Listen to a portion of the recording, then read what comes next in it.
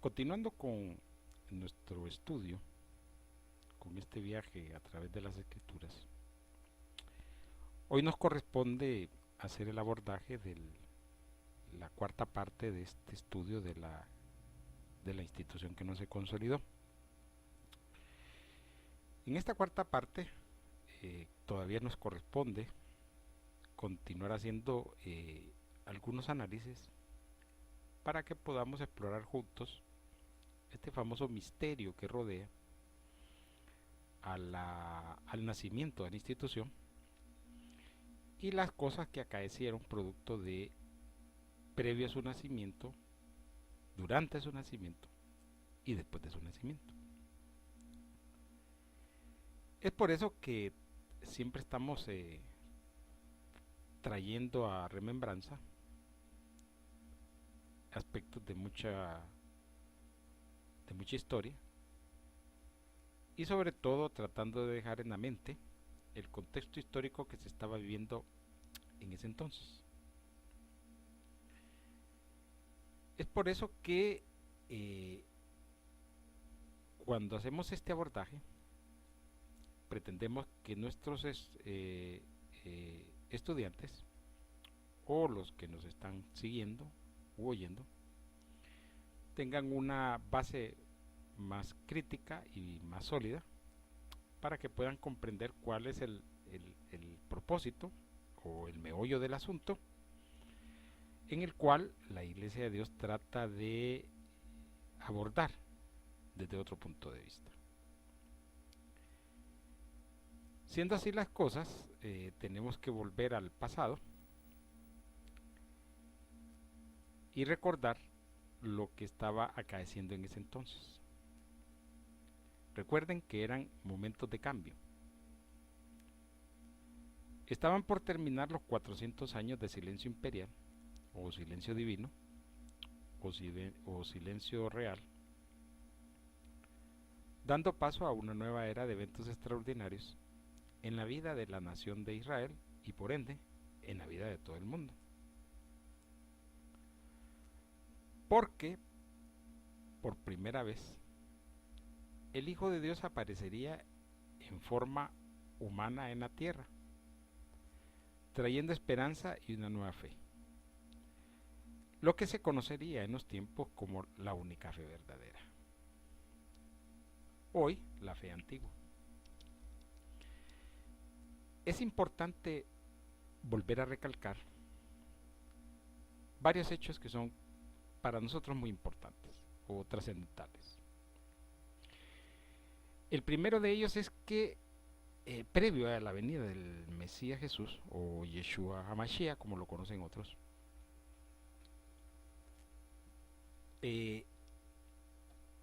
debemos recordar que había una fe oficial o una religión oficial.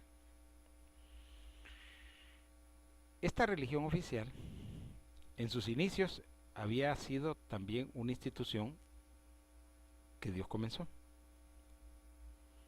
De hecho, Él casi dio todas las herramientas necesarias para que la institución se desarrollara, se fortaleciera, creciera y fuera permanente. Pero acaeció lo mismo que le acaeció a la nueva fe, una institución que no se consolidó totalmente. Y pues se convirtió en una nueva religión que ha sobrevivido hasta el día de hoy. Entonces miren qué cosa tan más interesante.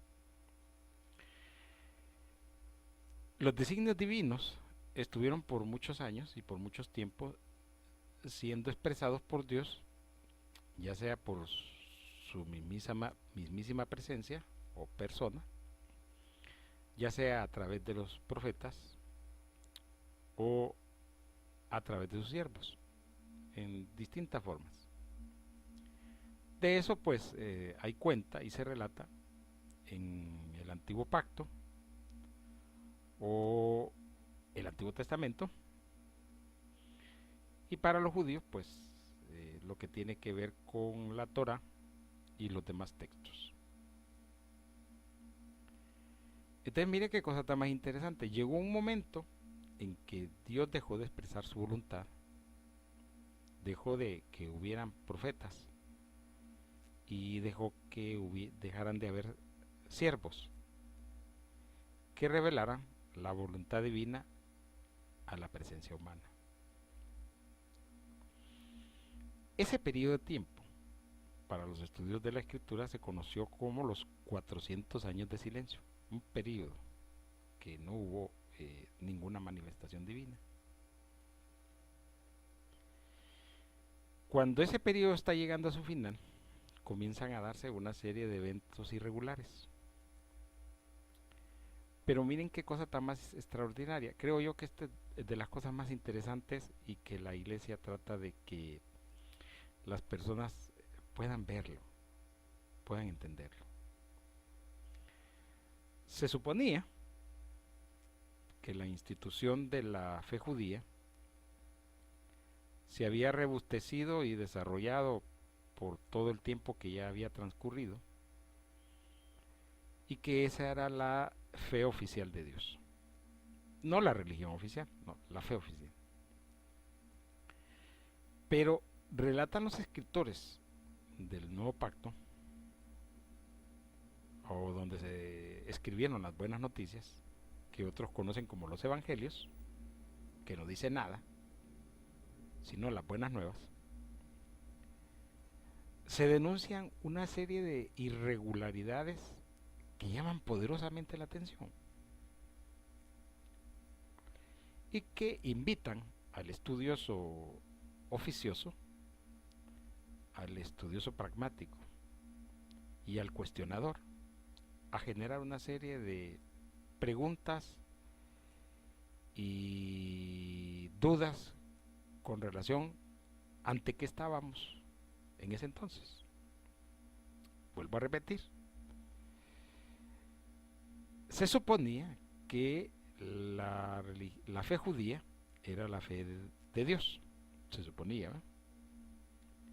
Y se suponía que toda la estructura montada estaba para servir a Dios, se suponía. Decimos se suponía porque es un problema serio. Pero miren qué cosa tan más interesante. Cuando se dan los anuncios de la llegada del Mesías Jesús, o Yeshua Hamashiach, como lo conocen otros,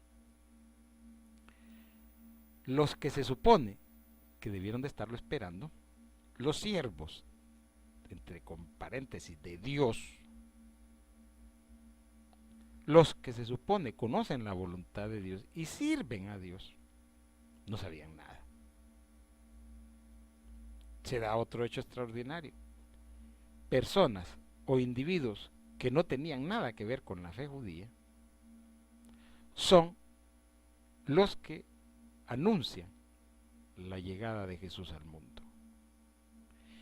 Y son los únicos que le tributan al Rey de Reyes y Señor de Señores los distintos presentes de acuerdo a los protocolos y procedimientos legalmente existentes y válidos por el reino. Pero ni escribas, ni sacerdotes, ni el sumo sacerdote, ni el Sanedrín, ni mucho menos los doctores de la ley, ni ninguno que se supone conocía la Torá, la Taná, conocían las profecías. Ninguno sabe que Jesús, el Mesías, ha nacido y está en la tierra. Entonces, imagínense ustedes esta religión que se suponía, si volvemos a insistir, se suponía que era la fe oficial de Dios, para nada, absolutamente. Sabía que por quien estaban trabajando, se supone, a quien estaban representando, se supone, a quien estaban sirviendo, se supone, a quien esperaban, se supone, no sabían que llegó. Y los únicos que sí supieron fueron extranjeros,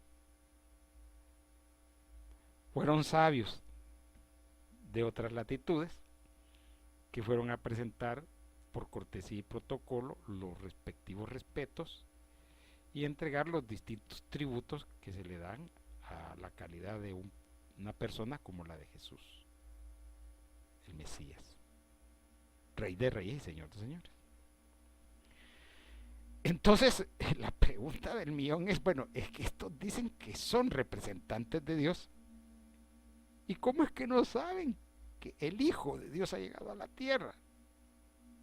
¿Cómo estos señores que se matan por estar como sumos sacerdotes, que se supone que pasan hablando de la Torá, de la Taná, de las Escrituras, del Antiguo Pacto, nunca supieron que el Mesías llegó? Entonces, ¿qué nos dice eso a nosotros? Que no son sirvientes de Dios. Que a saber a quién servían. Que no tenían nada que ver Dios con ellos. Y por eso es que nosotros necesitamos aclarar o hacer recordar o hacer remembranza de este contexto histórico, para que el que esté estudiando esto sepa de antemano qué estaba acaeciendo en ese entonces y vea los distintos actores cuán lejos, extraviados, perdidos estaban con relación a la personalidad del Mesías Jesús. Entonces surgen, como dije yo, una serie de interrogantes, preguntas que son válidas. ¿Cómo es posible que estos señores, sacerdotes, sumos sacerdotes, rabinos, doctores de la ley, saduceos, escribas, que se supone conocían la palabra del Dios eterno, nunca supieron que el Mesías Jesús estuvo entre ellos? ¿Y entonces de qué estamos hablando? Entonces, ¿qué es la historia que nos quieren contar estos señores si nunca supieron que llegó el mero mero a ellos? Entonces lo que nos estamos nosotros almorzando, desayunando, cenando, es que no sabían nada. Y que esos cargos eran más pinta que otra cosa. La Iglesia de Dios les invita a visitar su página web y que en ella podrán encontrar algún conocimiento, alguna enseñanza, podrán pedir cursos por correspondencias y otros materiales. Y la dirección electrónica de la página web